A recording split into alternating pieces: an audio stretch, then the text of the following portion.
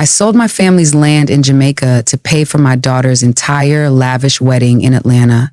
Her thank you was to hide me behind the kitchen trash cans because she was embarrassed by my presence. She thought her own mother was garbage, but she forgot one very important thing about the woman she just threw away.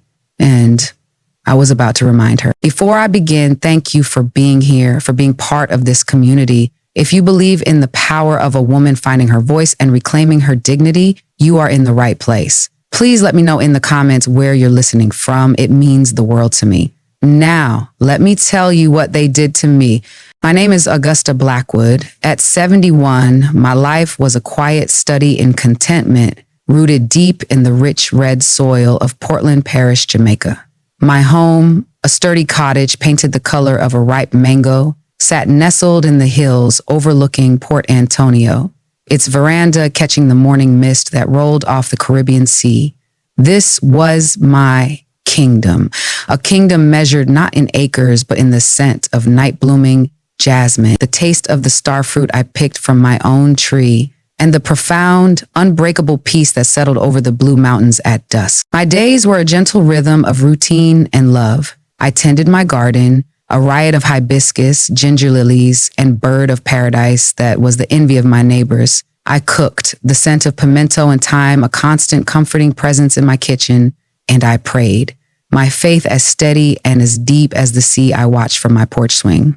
It was a simple life, a good life, but my heart, for the most part, lived thousands of miles away in a city of glass and ambition called. That was where my daughter, my only child, Amara, lived. I had spent my life as a teacher, a career of quiet service and patient instruction, and every spare shilling, every ounce of my energy had been poured into giving Amara the world I had only read about in books. She was my brilliant star, the beautiful, sharp-witted girl destined for bigger things than our small island could offer. Years ago, when she'd set her sights on a business degree from Emory University, a school whose tuition fees were a number so large it seemed like a misprint, I had not hesitated. I remember the day I made it possible. I stood with a heavy heart on a plot of land just outside of town, a piece of earth that had been in the Blackwood family for 5 generations. It was prime land with a view of the sea that could break your heart. I could feel the presence of my grandmother in the rustle of the palm leaves, the wisdom of my father in the unyielding strength of the ackee trees. It felt like selling a piece of my own soul, but when I thought of Amara's future, of the doors it would open for her, the choice was clear. I sold my birthright to a developer from Kingston for a sum that secured my daughter's American dream. I never told her the full story of the land, only that I had come into some money. The sacrifice was my own quiet secret, a foundation stone laid for the life she was meant to build, and she had built it. She graduated with honors and, with her sharp mind and even sharper ambition, had met and fallen in love with a young man named Julian Croft, a man whose family moved in the rarefied circles of Atlanta's elite. Now, she was getting married, and the wedding, of course, was to be a grand affair, a testament to their success. This brought us to my final great sacrifice. The venue Amara had chosen, a place called the Stanton Grand Manor in the heart of Buckhead, was a palace of marble and manicured lawns. Its rental fee was more than the value of my entire cottage. When Amara had called me, her voice a practiced blend of daughterly affection and steel-willed determination, she'd laid out the problem. "Mama," she said, "Julian's parents are handling the catering and the flowers, but the venue, we just can't swing it on our own. It's the only place that feels right. It's the kind of place that shows everyone we've arrived." I understood the unspoken part of the sentence. It's the kind of place that will impress his family. So I did what I had always done. I went to my credit union in Port Antonio, the one where I had saved for half a century, and I withdrew a staggering portion of my life savings. I wired the money to an account in Atlanta, a number disappearing from my world and reappearing in hers. It was my wedding gift, the foundation upon which she would build her perfect day. The phone call a week before I was due to fly out was the first tremor, the first sign that the ground beneath my feet was not as solid as I'd believed. I was telling her about the dress I'd had custom made by Miss Edna in town, a beautiful creation of royal blue lace. "Blue, Mama," Amara had said, a strange, tight note in her voice. The color palette is champagne, gold, and ivory. I sent you the mood board. Oh, I'd said, a little flustered. I must have missed that email. But this blue is very elegant, darling, like the deep sea. There was a pause. It's fine, she said, though her tone said it was anything but. Just try to be understated. Since you're paying for the manor, you understand why every detail has to be flawless for our guests. It's a reflection on all of us. Our guests, the words hung in the air between Jamaica and Atlanta. Not our family. Not our friends. I felt a small, sharp sting. A feeling I immediately dismissed.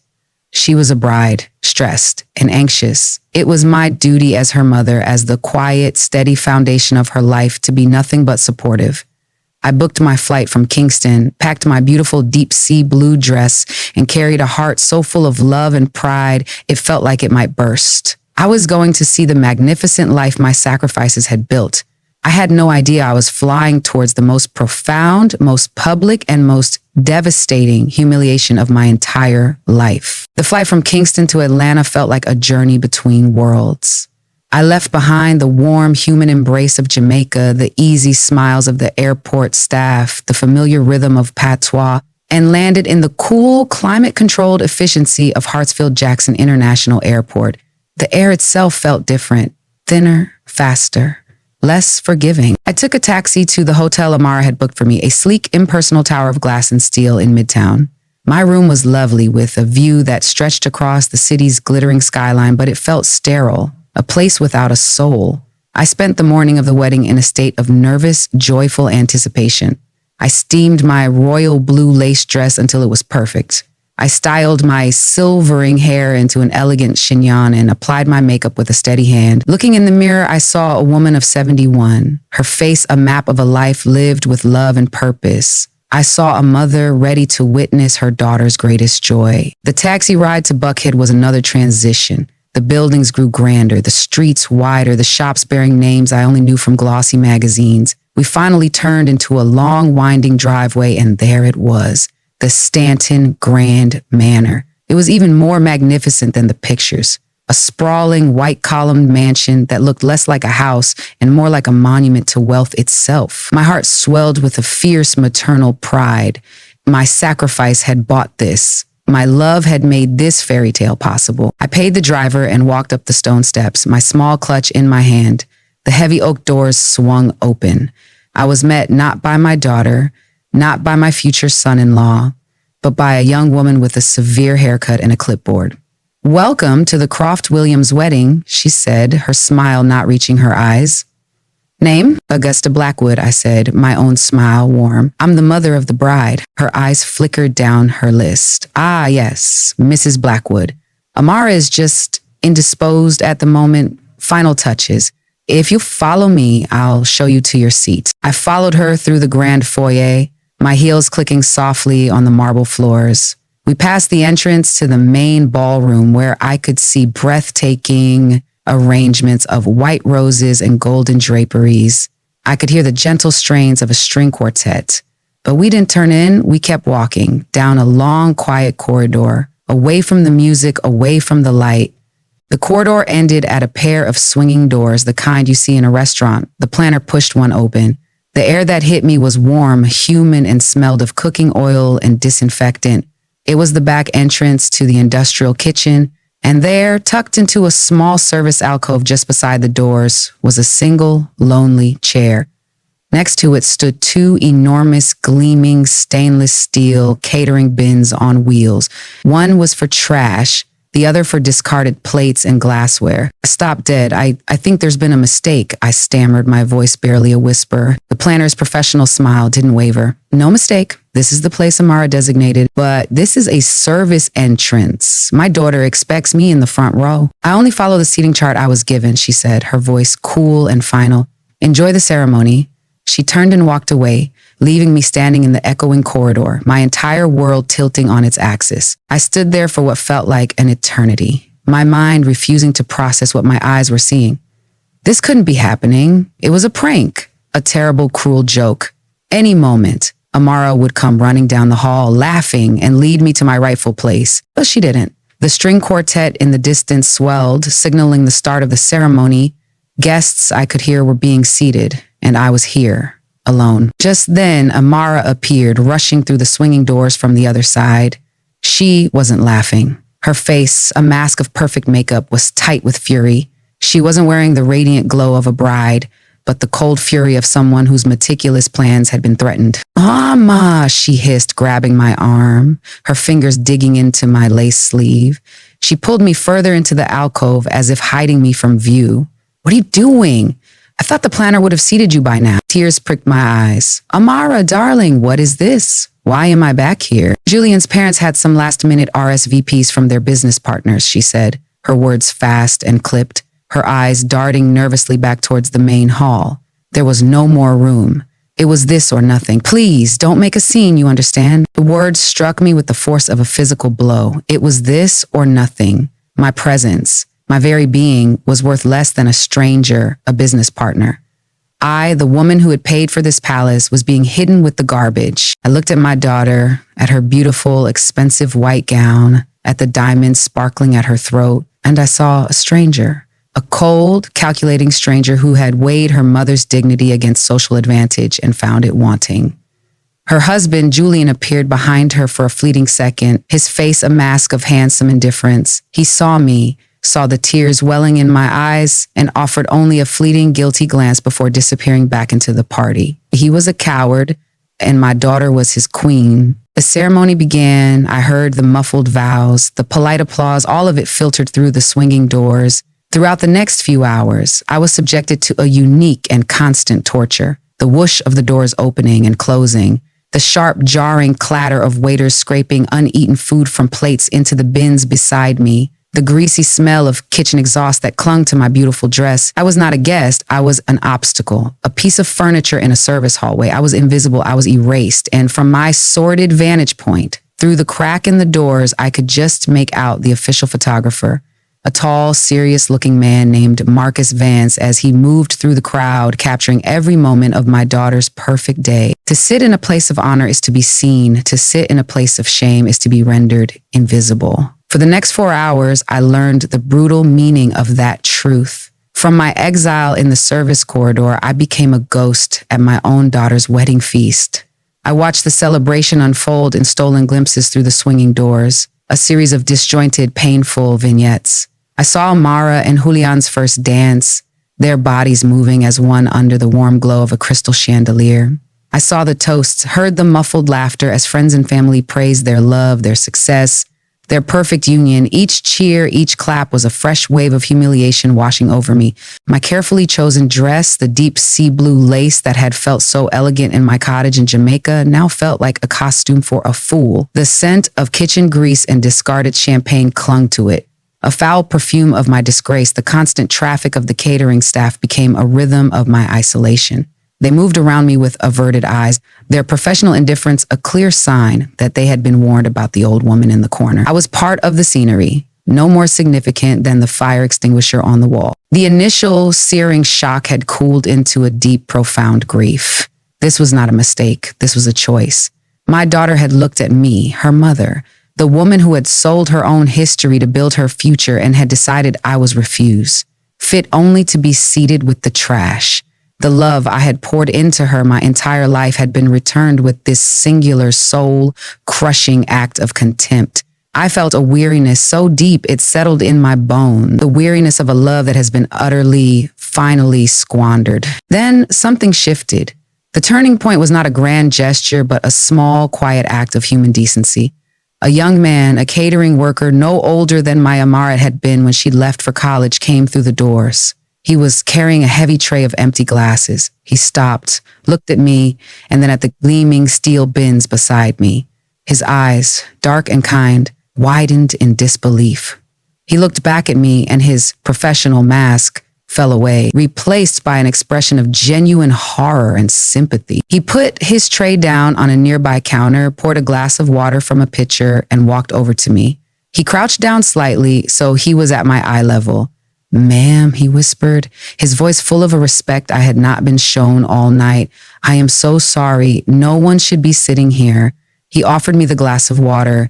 Can I get you a plate of food? The salmon is very good. I looked at this boy, this stranger, and the dam of my composure broke. A single tear traced a path down my cheek. His simple kindness, his recognition of my humanity, was a stark and devastating contrast to the calculated cruelty of my own flesh and blood. I couldn't speak, so I just shook my head and gave him a watery, grateful smile. He nodded, gave my arm a gentle squeeze, and disappeared back into the kitchen. That small act was the spark. It was the flicker of light in the profound darkness of my despair. This boy, with no connection to me, saw the injustice. He saw me. And in that moment, the grief that had been drowning me began to burn away, replaced by something else, something hard and cold and clear. It was anger, a righteous, diamond-hard fury. They had not just forgotten me. They had deliberately hidden me. They had taken my money, the very foundation of this opulent display, and then tried to bury me and my country Jamaican roots behind the kitchen doors, lest I tarnish their perfect, curated image. My love, my sacrifice, my very identity was an embarrassment to them. Ugh. A thought, clear and powerful, bloomed in my mind. They thought they buried me. They didn't know I was a seed. My spine straightened. The weariness in my bones was replaced by a surge of pure, unadulterated resolve. I was Augusta Blackwood. I had survived hardship and heartbreak. I had built a life of dignity and principle. I would not be erased. And my eyes, now sharp and focused, scanned the room. I saw the guest book table near the main entrance, which I had passed on my way in. I remembered seeing a small stack of business cards next to the book. The photographer's cards. Marcus Vance. My mind, once clouded with pain, was now a machine of cold, clear logic. A plan, brilliant and devastating in its simplicity, began to form. They had used their money and status to humiliate me. I would use my own resources, my own intelligence, to reclaim my story. With a strength I didn't know I possessed, I stood up. My legs were stiff, but my purpose was firm. I walked, head held high, out of the service corridor and back into the main foyer. I ignored the surprised glances of the few guests milling about. I walked directly to the guest book table, and there they were. A neat stack of black cards with elegant silver lettering. Marcus Vance Photography. I took one. My fingers closed around the sharp, clean edges of the card.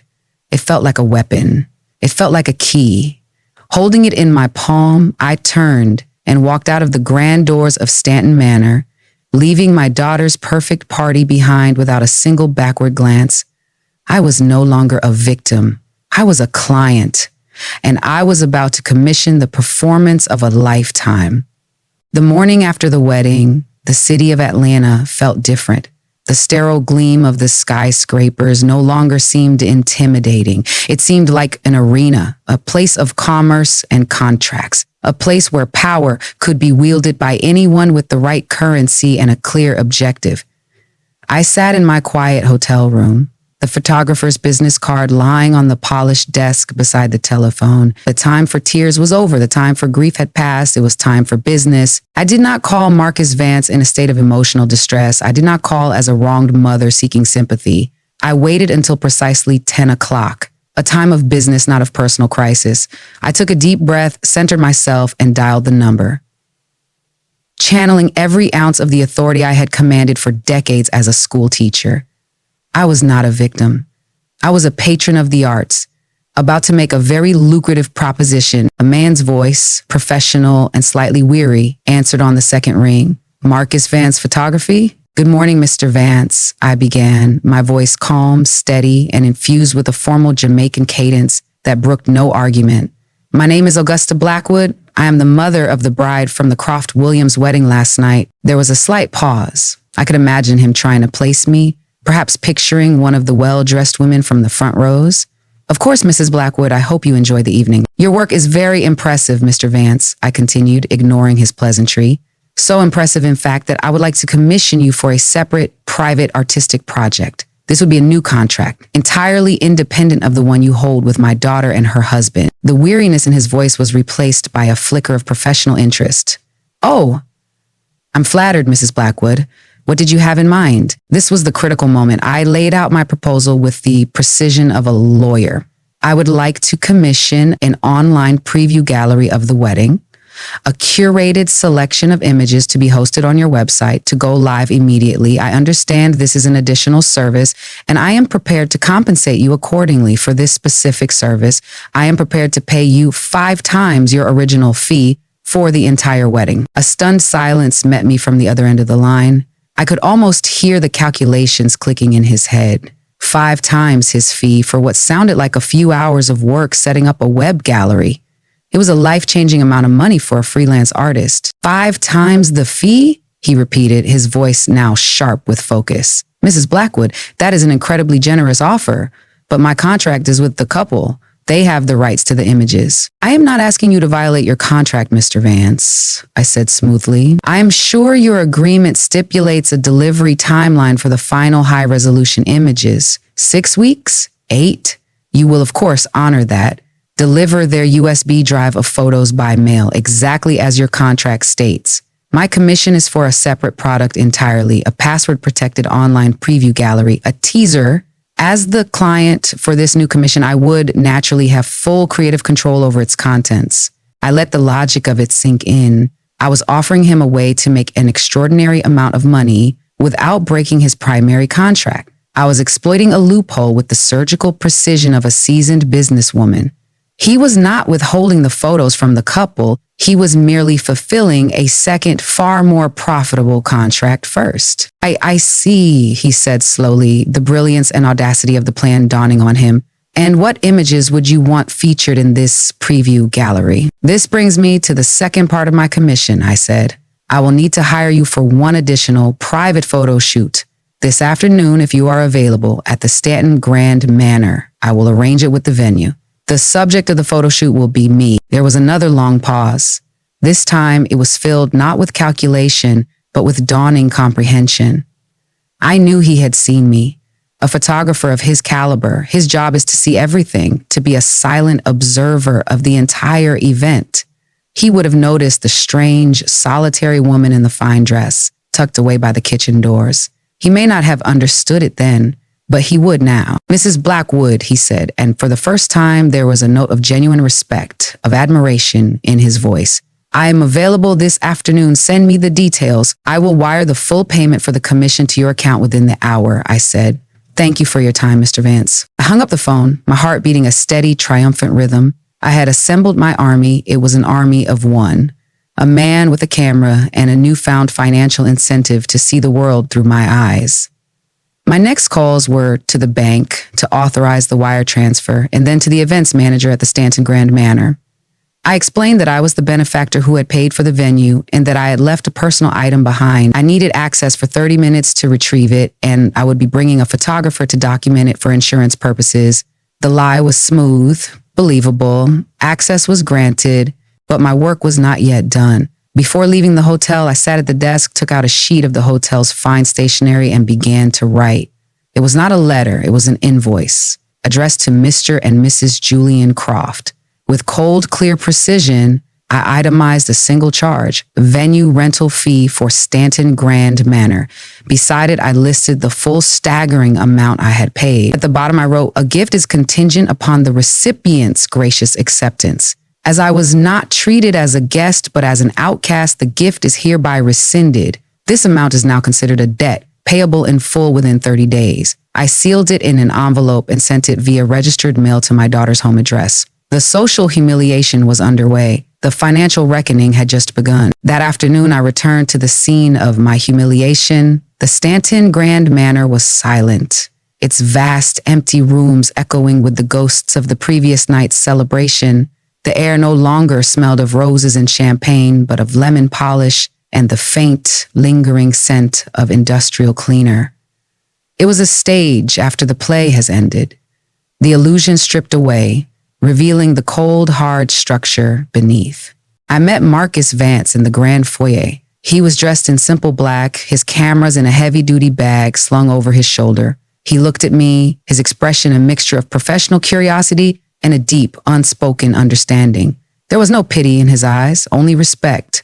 Mrs. Blackwood, he said with a nod. Lead the way. I led him down the long, quiet corridor, my steps sure and steady. We arrived at the service alcove. The single chair was still there, a lonely sentinel. The gleaming stainless steel bins had been emptied, but they remained, silent witnesses to my shame. "This is the place," I said, my voice even. For the next hour, Marcus Vance worked with the focused intensity of a true artist.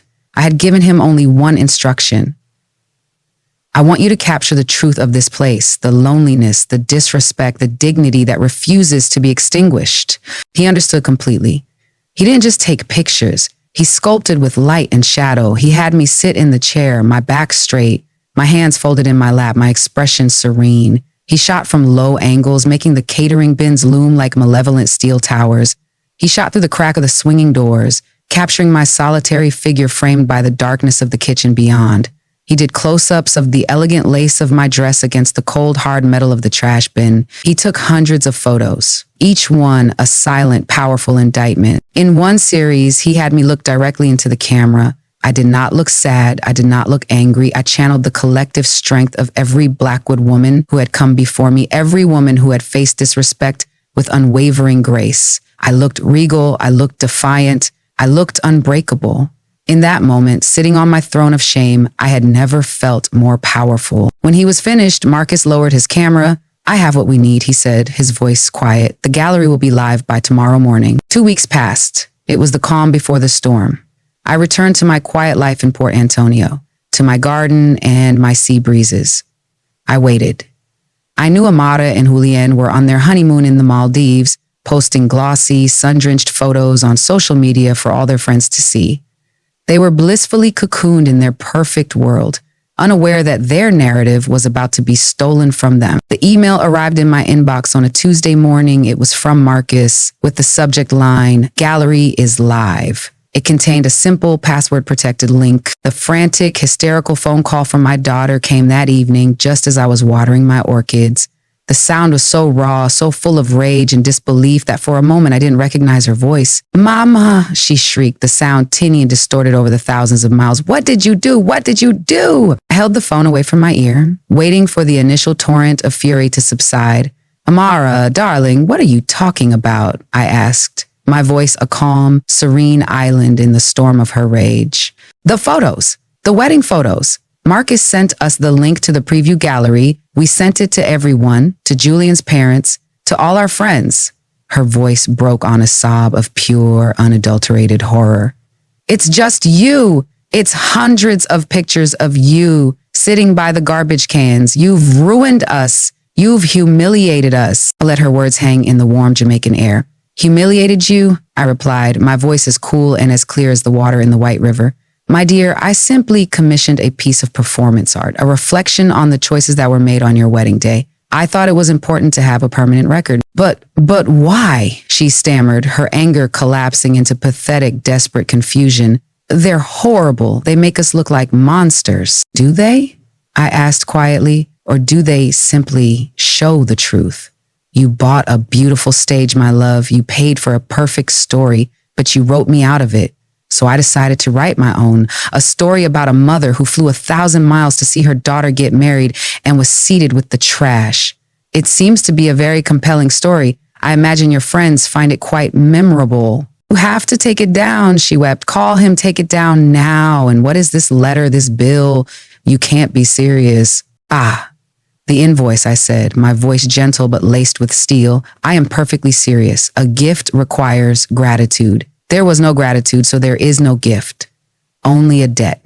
That gallery is my art. The bill is my business. As for your wedding photos, the ones of your first kiss and your perfect cake, I'm sure Mr. Vance will deliver them exactly as his contract states, eventually." I could hear Julian shouting in the background, his voice a furious, impotent roar. I could hear my daughter's ragged sobs. They had built their world on a foundation of my sacrifice and then deemed me unworthy of standing on it. They had called me an embarrassment. I had just become a legend. "I have to go now, Amara," I said, my voice soft and final. "My orchids need tending." Hung up the phone, my hand perfectly steady. The house of cards they had so arrogantly built was collapsing in on itself, brought down not by a storm, but by a series of quiet, beautifully composed photographs, and one single legally binding invoice. In the rarefied social ecosystem of Buckhead, Atlanta, image is not just everything. It is the only thing. It is the currency of acceptance, the armor of status. And the one thing that ecosystem cannot tolerate is a story that reveals the ugly truth beneath the polished veneer. My preview gallery was not just a collection of photographs, it was a social bomb. The link, which Amara and Julian had so eagerly blasted to their entire social circle, spread like wildfire. Friends sent it to other friends with captions like, "You will not believe what Amara did to her mother." The story became a legend in their world.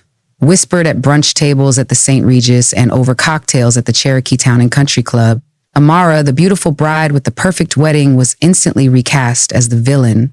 The ungrateful daughter who took her Jamaican mother's money and then hid her by the trash, Julian was her weak, spineless accomplice. Their carefully crafted image was shattered irrevocably. They were no longer seen as an elegant power couple, but as classless, cruel children. The important business partners of Julian's parents were appalled. Friends stopped returning their calls. The social ascent they had been so desperate to achieve was over. They were pariahs in their own paradise. The invoice for the venue landed like a second grenade. The sudden, massive debt, legally enforceable and morally indefensible, was the final nail in their financial coffin. By the time the USB drive with the actual happy wedding photos arrived in a small padded envelope 6 weeks later, it was utterly useless. The damage was done. Who could they show them to? Every photo of their smiling faces would now be seen through the lens of their profound disrespect. The images were not a memory of a beautiful day, but evidence of a beautiful lie. I heard snippets of their downfall through a distant cousin who lived in Georgia.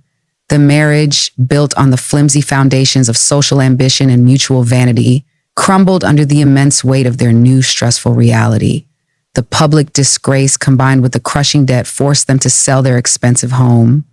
They fought, their arguments echoing through the grand empty rooms, their voices sharp with blame and recrimination. They tried to retaliate, of course. Lawyers sent threatening letters to Marcus Vance, who simply sent back a copy of his new ironclad contract with me. They called me, alternating between screaming threats and pathetic, weeping apologies. I never answered. I had said everything I needed to say. My silence was my final, most powerful statement. Back in Port Antonio, my life returned to its peaceful, steady rhythm. The sea breeze still rustled the palms. The hummingbirds still visited my hibiscus. But something within me had been reforged.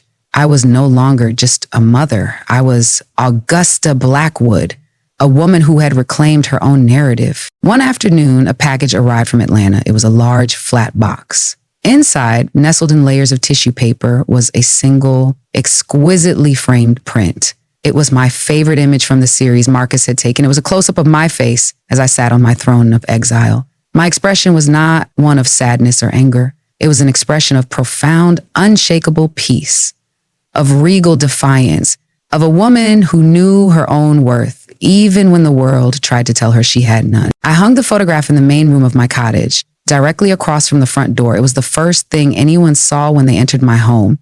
It was not a monument to my shame. It was a testament to my victory. It was a declaration that my dignity was not something that could be given or taken away by others. It was inherent. It was mine. The last I heard, Amara and Julian had divorced after selling the big house in Buckhead. Their Atlanta dream in ashes. I do not know and I do not care if they stay together. They are ghosts from a different life, a different story. My story ends here in my garden with the sun warming my face and the scent of jasmine in the air. My legacy is not in the success of a daughter who scorned me, but in the quiet strength I found in my darkest hour. It is in the knowledge that I faced the ultimate disrespect and answered not with rage, but with intelligence, grace, and the devastating power of a perfectly executed plan. I had proven that true class has nothing to do with money or mansions and everything to do with character. And that truth, like the photograph on my wall, was a masterpiece of my own making. It was worth everything.